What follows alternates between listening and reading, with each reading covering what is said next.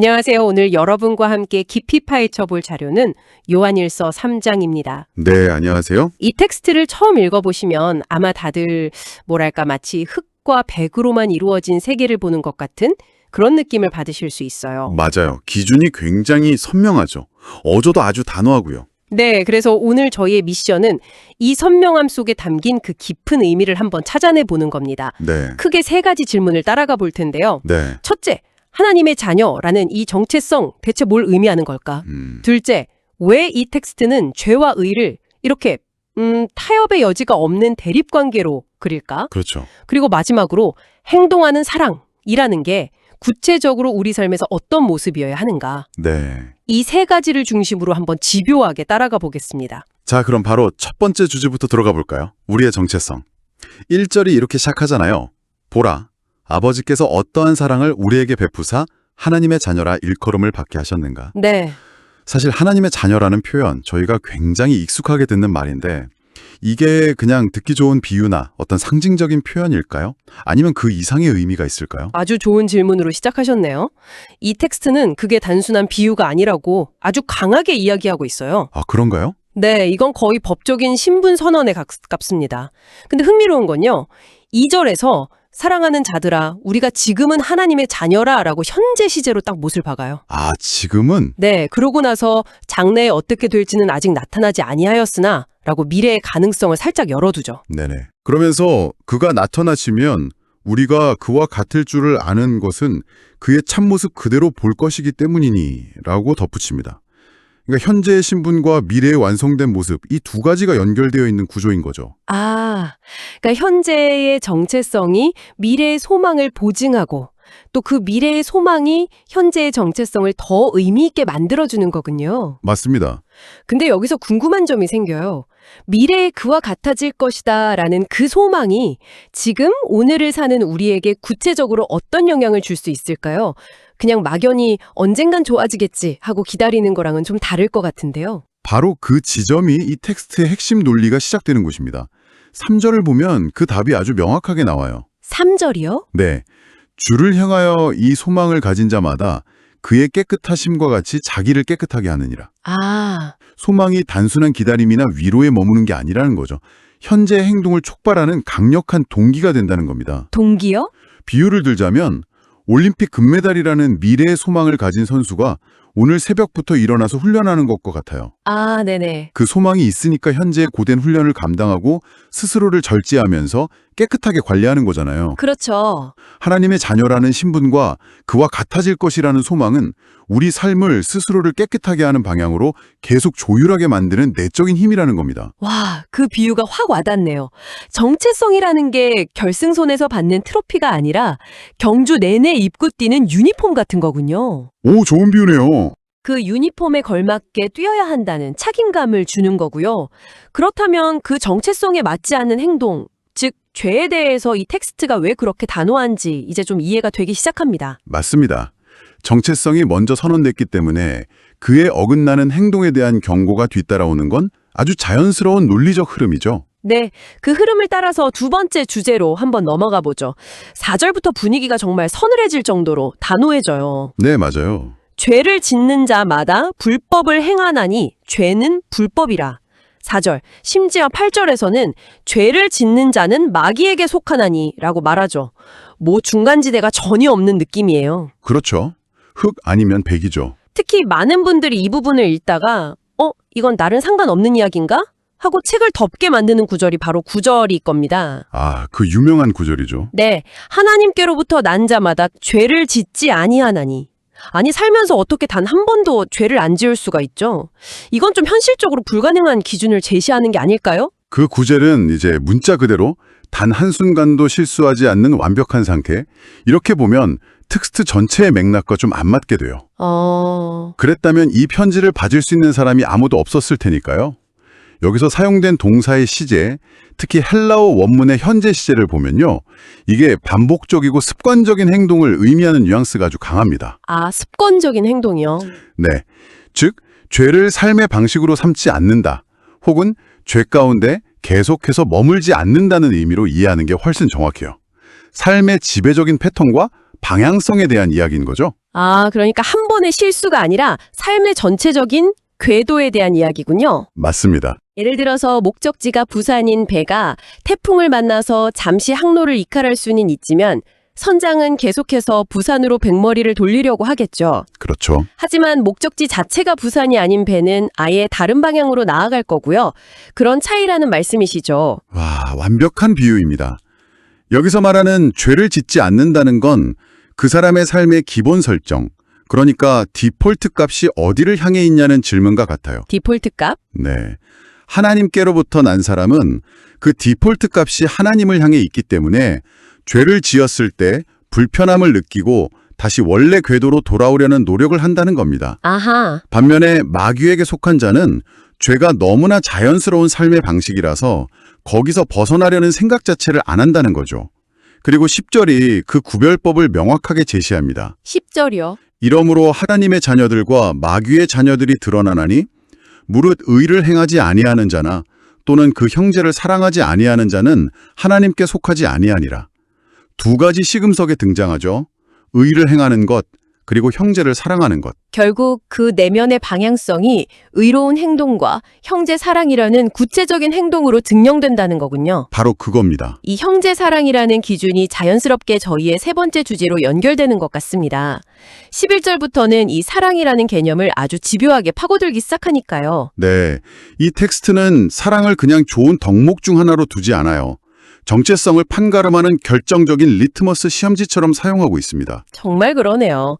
사랑을 설명하려고 처음부터 긍정적인 예를 드는 게 아니라 12절에서 사랑의 부재가 낳은 최악의 결과, 바로 가인의 이야기를 꺼내는 방식이 굉장히 인상적이에요. 맞아요. 그게 특이하죠. 가인이 아벨을 죽인 이유가 단지 질투 때문이 아니라 자기의 행위는 악하고 그의 아우의 행위는 의로웠기 때문이라고 명시하잖아요. 네.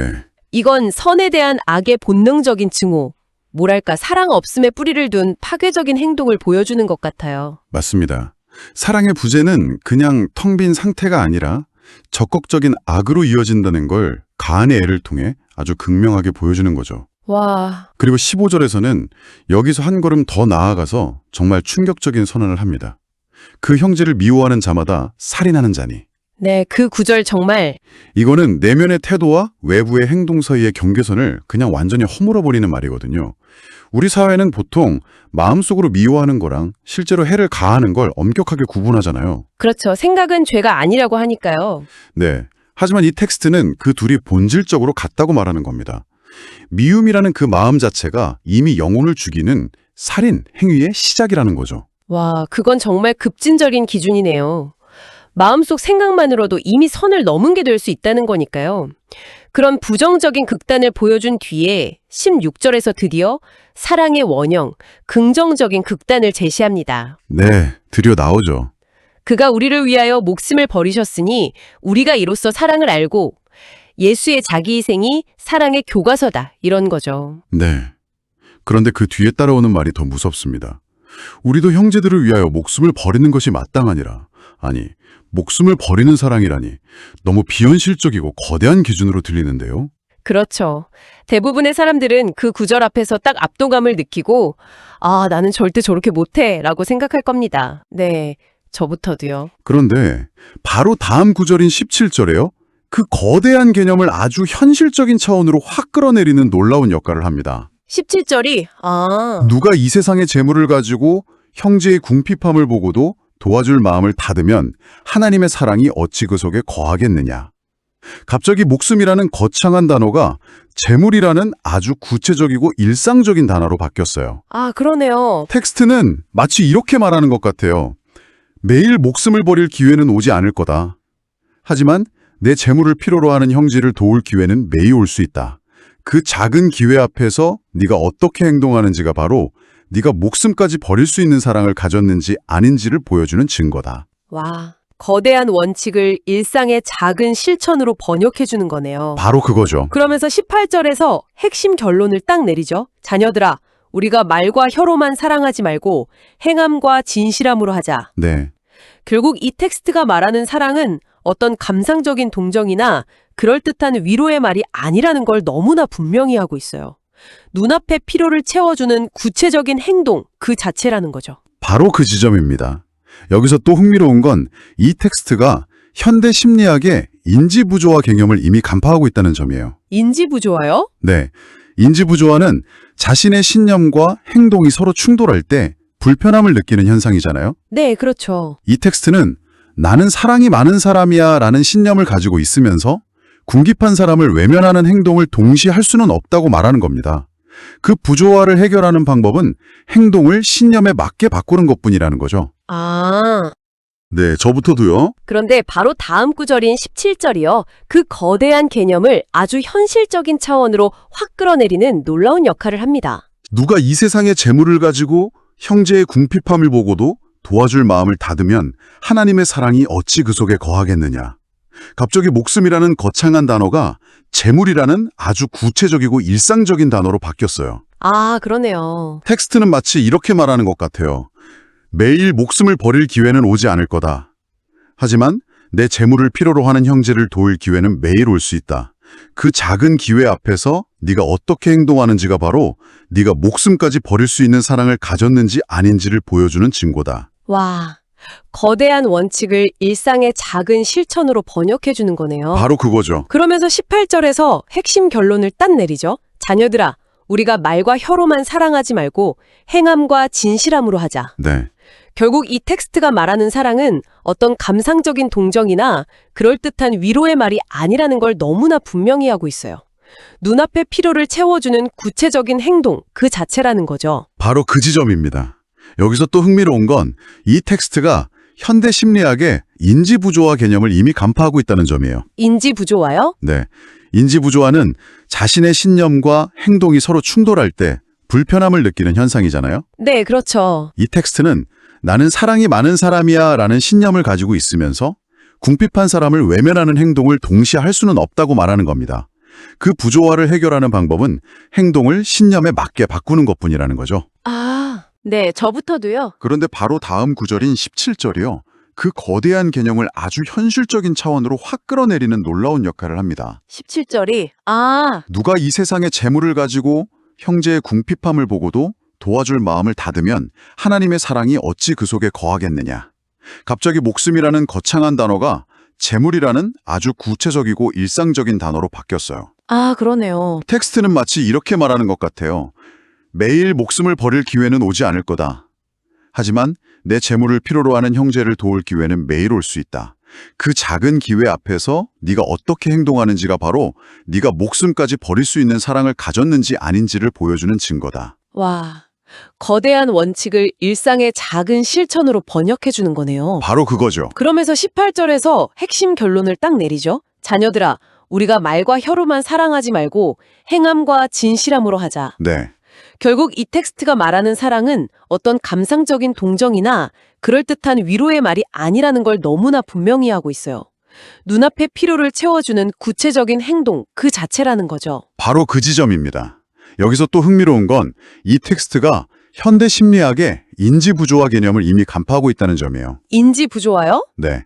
인지부조화는 자신의 신념과 행동이 서로 충돌할 때 불편함을 느끼는 현상이잖아요. 네, 그렇죠. 이 텍스트는 나는 사랑이 많은 사람이야 라는 신념을 가지고 있으면서 궁핍한 사람을 외면하는 행동을 동시에 할 수는 없다고 말하는 겁니다.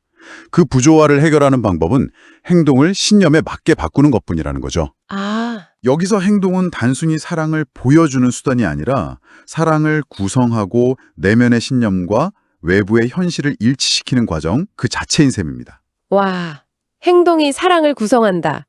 정말 날카로운 분석이네요.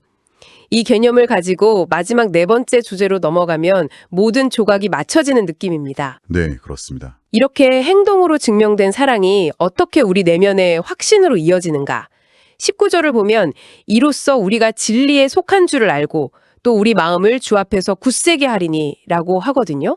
여기서 이로써는 바로 앞에서 말한 행함과 진실함으로 사랑하는 것. 이걸 가리키는 거겠죠. 정확합니다. 우리의 구체적인 사람의 행동이 역으로 우리 자신의 정체성을 우리 스스로에게 확인시켜주고 하나님 앞에서 마음을 굳건하게 만드는 근거가 된다는 논리입니다. 아, 그런데 여기서 이 텍스트의 지혜가 한 번 더 빛을 발하는데요. 만약 우리의 확신이 오직 우리의 완벽한 행동에만 의존한다면 우리는 늘 불안할 수밖에 없겠죠. 그렇죠. 단 한 번의 실패로 모든 게 무너질 테니까요. 네. 그래서 20절이 안전장치처럼 딱 들어옵니다. 이는 우리 마음이 혹 우리를 책망할 일이 있어도 하나님은 우리 마음보다 크시고 모든 것을 아시기 때문이라. 아, 그 구절이 정말 큰 위로가 되네요. 내가 나를 판단하는 기준보다 나의 실패와 연약함까지 모두 아시는 하나님의 판단이 더 크고 자비롭다는 거군요. 맞습니다. 그러니까 행동이 확신의 근거가 되긴 하지만 우리의 불완전한 행동이 확신을 완전히 앗아가지 못하도록 막아주는 장치인 셈이네요. 네. 완벽한 행동주의로 빠지지 않도록 균형을 잡아주는 아주 중요한 구절이죠. 그리고 23절에 이르면 이 모든 복잡해 보이던 계명들이 결국 두 가지고 요약된다고 정리해 줍니다. 아, 어떻게 요약되죠? 첫째, 그의 아들 예수 그리스도의 이름을 믿고, 둘째, 그가 우리에게 주신 계명대로 서로 사랑할 것. 이 두 가지만 딱 남는 겁니다. 와, 복잡한 율법 조항이 아니라 믿음이라는 수직적 관계와 사랑이라는 수평적 관계. 이 두 개의 기둥이 전부라는 거죠. 그리고 이 두 계명을 지킬 때의 결과가 24절에 나오면서 전체 논리가 완결되네요. 그의 계명들을 지키는 자는 주 안에 거하고 주는 그의 안에 거하시나니. 네, 그 뒤에 우리에게 주신 성령으로 말미암아 그가 우리 안에 거하시는 줄을 우리가 아느니라. 결국 하나님의 자녀라는 정체성으로 시작해서 그에 걸맞은 행동의 기준들을 통과하고 최종적으로는 하나님과 우리가 서로 안에 거하는 연합의 상태, 그리고 그로 인한 내적인 확신에 도달하는 하나의 거대한 논리적 여정이었군요. 그렇습니다. 정체성, 행동, 확신이 서로를 강화하면서 맞물려 돌아가는 완벽한 순환 구조를 보여주는 거죠. 네, 오늘 정말 깊이 파고 들어간 것 같습니다. 요한일서 3장의 핵심을 다시 한번 정리해보자면 이렇습니다.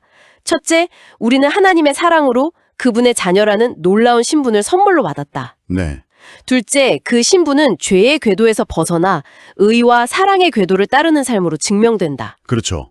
마지막으로 그 사랑은 추상적인 감정이 아니라 도움이 필요한 이웃을 향한 구체적인 행함과 진실함으로 나타나야 하며 바로 그 행동이 역으로 우리 내면의 확신을 굳건하게 만든다. 이 흑백 논리처럼 보이는 단호함이 사실은 우리 삶의 방향을 명확하게 알려주는 등대와 같다는 생각이 드네요. 맞습니다. 마지막으로 여러분께 생각해볼 질문을 하나 던지면서 마무리하고 싶습니다. 네, 좋습니다. 우리는 보통 확신이나 믿음 같은 내면의 상태가 먼저 준비되어야 외부적인 행동을 할 수 있다고 생각하는 경향이 있거든요. 맞아요. 마음이 생기면 해야지. 이렇게요? 네. 내가 더 사랑이 많은 사람이 되면 그때 돕기 시작해야지. 혹은 믿음이 더 커지면 그때 행동해야지 하고 말이죠. 하지만 오늘 살펴본 텍스트는 그 순서를 완전히 뒤집는 것처럼 보여요. 오히려 구체적인 행동이 내면의 확신을 낳는다고 말하고 있거든요. 그렇다면 여러분의 삶에서 혹시 확신이 생기기를 기다리느라 미루고 있는 작은 행동이 있지는 않으신가요? 이 텍스트의 제안처럼 일단 그 작은 행동을 먼저 해보는 것은 어떨까요? 어쩌면 그 행동이야말로 의심과 불안을 잠재우고 여러분의 마음을 하나님 앞에서 가장 굳건하게 세워줄 열쇠가 될지도 모릅니다. 행동이 어떻게 확신을 만들어내는지 그 역설적인 관계에 대해 한번 깊이 생각해 보시면 좋겠습니다.